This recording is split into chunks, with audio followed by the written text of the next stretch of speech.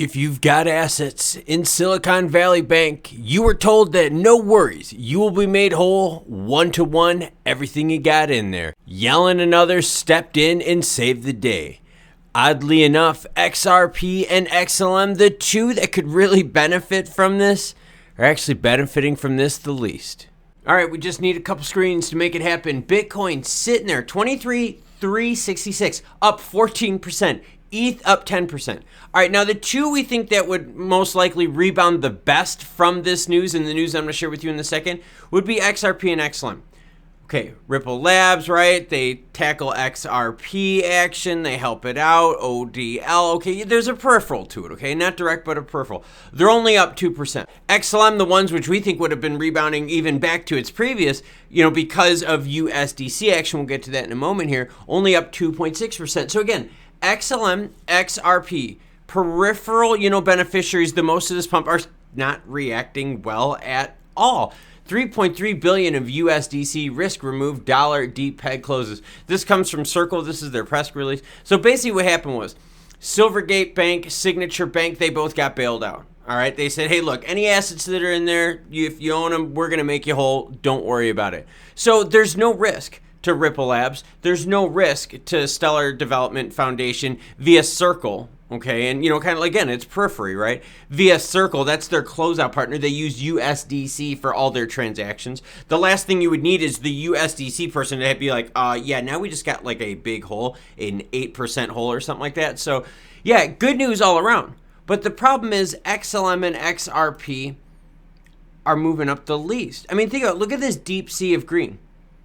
13%, 10%, Matic, 7, SHIB, 7, Doge, 7, Litecoin, 14.2, ADA, 11, TRX, 12, boo. BNB, 8, that's my point. XLM, XRP getting no love. All right, so what I got right here, and I want to get your opinion. Why is this happening? Is this part of the manipulation? I'm going to leave that in there. Is this part of the manipulation of price? I mean, I've heard that theory floated around, but you always want proof. But look at this. So what I got up on the screen, Bitcoin is in blue, XLM is in red. So you can see they've moved very much in tandem, okay, as they both, Bitcoin kind of tugs and pulls, right? But essentially, you could see that over like the last several weeks, Bitcoin has really reacted way heavier. Now, here's the weird part. Watch what happens when you zoom out even more. Bitcoin now up 32% in the last 3 months. XLM sitting flat. Lot of usage of XLM. You've got now peripheral partner USDC getting bailout action. Bitcoin up 32%. Now, honestly, the same thing is true with XRP.